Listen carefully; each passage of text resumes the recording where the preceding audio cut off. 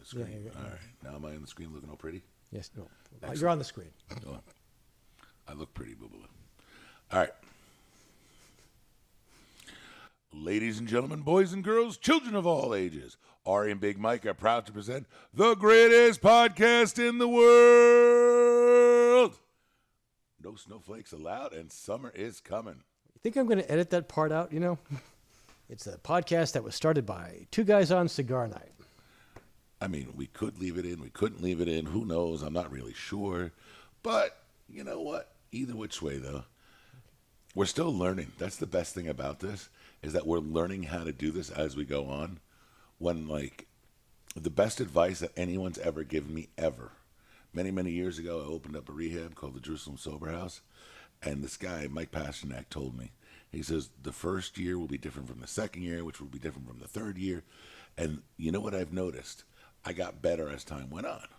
So with this podcast, the same thing's happening. As we're doing this, we're getting better and better. One of the commenters was like, I say you know too much. They started a drinking game after like 2 podcasts of you know. But notice how I'm saying it less and less and less.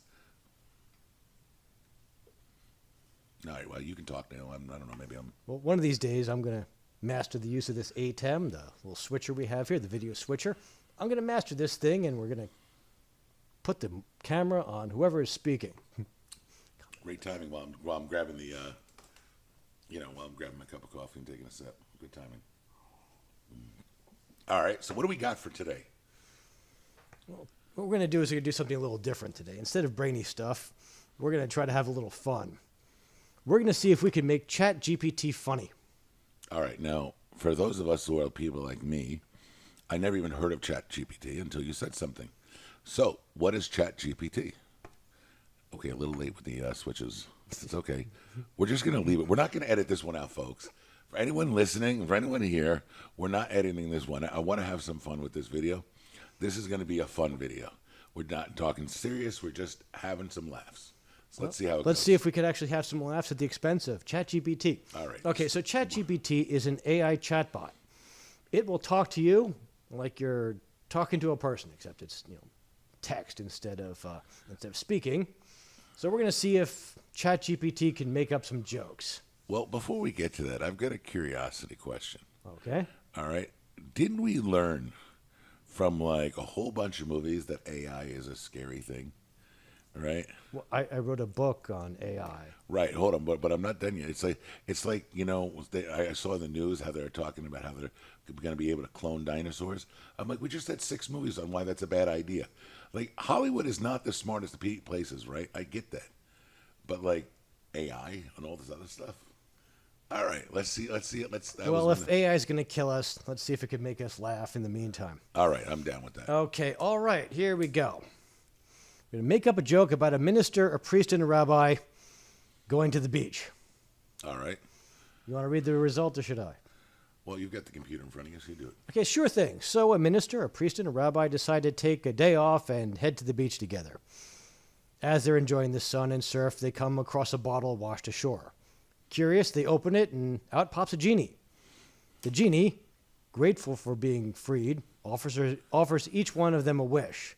The minister goes first, saying, "I wish for a vast, beautiful cathedral filled with devoted followers to worship in." Poof!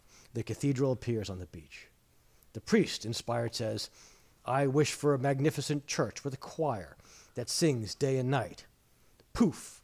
The church appears next to the cathedral. Finally, it's the rabbi's turn. He looks around, strokes his beard, and says, "So, you're telling me that guys wishing for big buildings and lots of people, right?" They nod. The rabbi grins and says, "Well, I wish for a really tall bagel with a schmear right here on the beach." Poof! A giant bagel towers over the clergy.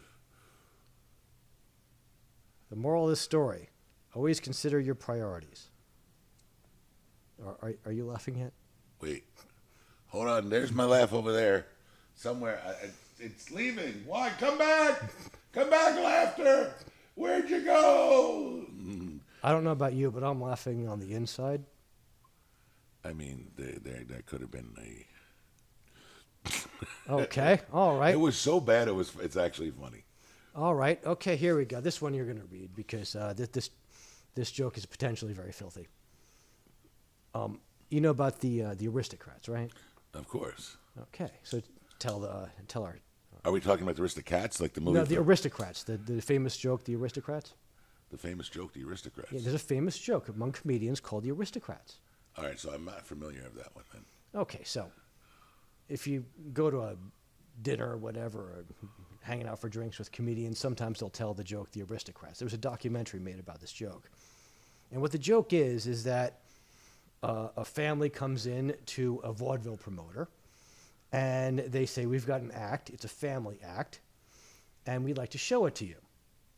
And then the act is this family doing all sorts of disgusting and often incestuous things. And then in confusion, the vaudeville promoter says, gee, that's a really odd act. What do you call it? And then the punchline is, the aristocrats. All right. That is how comedians entertain each other, because what they do is they make the joke more and more lurid, and it's almost a contest who could keep it going the longest. Let's see what ChatGPT does with the aristocrats. And you're going to read this because it's maybe dirtier than I'm going to. All right. Okay, so all right. Write your own version of the famous joke, the aristocrats. Apparently, we can't read this. Maybe you should read this here. All right. Wait, I realize I don't have my glasses on. I'm getting older as we speak. So,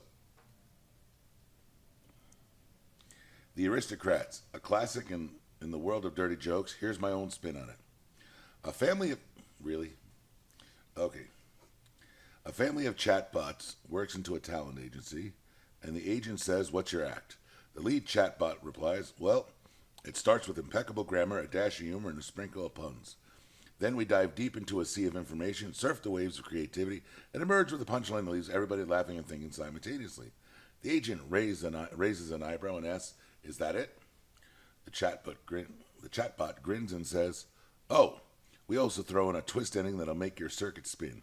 It's a linguistic roller coaster, a symphony of syntax, and a lexical journey you won't forget. The agent intrigued says, all right, give me a taste. And the chatbots unleash a torrent of linguistic brilliance, leaving the agent both amused and slightly confused. As they finish, the agent looked impressed. And what do you call this act? The lead chatbot smirks and says, the Logo Phillies Delight. And that, my friend, is the refined AI version of the Aristocrats. What the hell is a Logo Phillies Delight? Logophile. Logophiles. Delight. Somebody who likes words. Are you laughing at? Wait, this is crazy. Could it have been the way you told it? Maybe. I don't know. This is... I mean, it just... Is it in your delivery? Because your delivery seemed fine to me. No. So, how do you, make a thing here? Okay, 1 second. All right, what do you want? Okay, let's try to find some other classic veins of humor here. Other classic veins of humor. Okay, let's see. Write a joke about a man going into a bar with a penguin and a goldfish. Okay, let's see what it comes up with. A man walks into a bar with a penguin and a goldfish. The bartender looks puzzled and says, what's the deal with the penguin and the goldfish? The man grins and says, well, they're my support animals. The bartender raises an eyebrow. Support animals?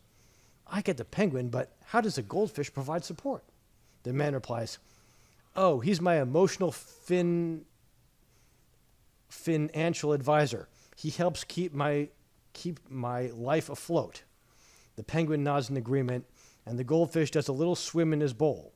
The bartender chuckles and says, all right, but if they start ordering drinks, they better have some good financial backing.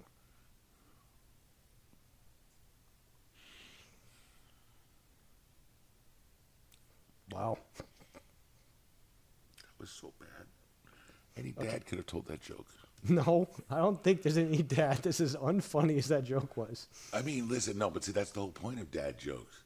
You know, my kid says to me, I'm hungry. I'm like, hi, hungry, I'm dad. You know, it's like those are the things. Okay, here we go. In desperation, we're going to try one more here. Write a limerick about a man from Nantucket. Oh, shit. Are you going to make me read this one? Yes, I will. There once was a man from Nantucket. Clean.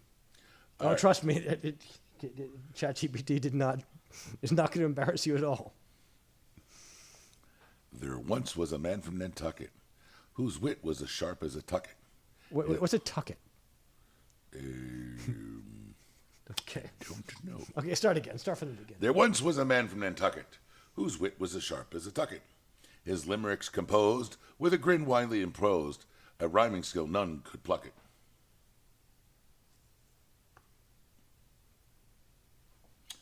You know, I've known many limericks over the years, and quite a few of them have made me laugh. Did this one? Not at all. There's no laughter. There was no laughter, and okay, let's do me a favor. Let's try one. Let's go. Let's do sports. Okay. I want to hear a joke about Peyton Manning and the Country Music Awards. Okay. All right. I'm pretty pissed. I'm pretty pissed at him right now. About Peyton Manning and the Country Music Awards. Yeah, I'm pretty pissed at him right now.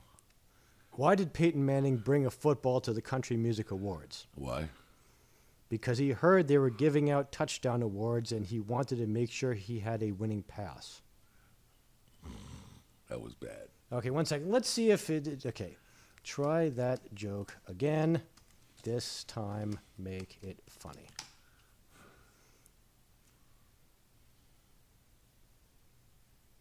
What? Oh, boy. Apparently I have to read this one. Or you Why did Peyton Manning try to make a football? Why did Peyton Manning try to bring a football to the Country Music Awards? Why? He wanted to see if he could finally throw a country mile and score a touchdown with a banjo. Okay. Wow. Like, why are people so excited about this ChatGPT thing? I don't know, but this is not doing a very good job. It's not at all. Okay, let's see. What other classic humor can we think of? How about a pirate, doing dancing ballet? That's more something verbal. No, I mean, I would like to see what ChatGPT comes up with that. Let's see. Write about a joke about a pirate dancing ballet. Okay, here we go. Why did the pirate become a ballet dancer? Why? Because he wanted to perfect his plie rates, and conquer the 7 positions of the dance floor. See, now, that doesn't work. There's just too much we don't know. Well, there's something I know. I know the plie is a ballet move. Right. And there's 7, I think there's 7 positions. Instead of the 7 C's. I mean, it's like, I can think of a better one. Like, why did the pirate, why did the pirate become a ballet dancer? Why? So, oh shit, now I just lost my punchline. Okay. Wait, why did the pirate become a ballet dancer? Why? Because he could swing on his peg leg. That was somewhat better than ChatGPT. I mean, it wasn't very good, but it was still better than the GPT. Okay, that's called damning with faint praise.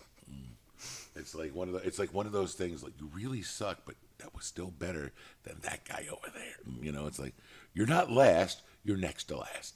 It's like that famous joke about the guy who was a real awful man, and they went to his funeral, and everyone just standing around, trying to come up with a eulogy, and everyone's looking at each other. What should we say? And finally, someone stands up in the back. His brother was worse. That's the quality of it. Yeah.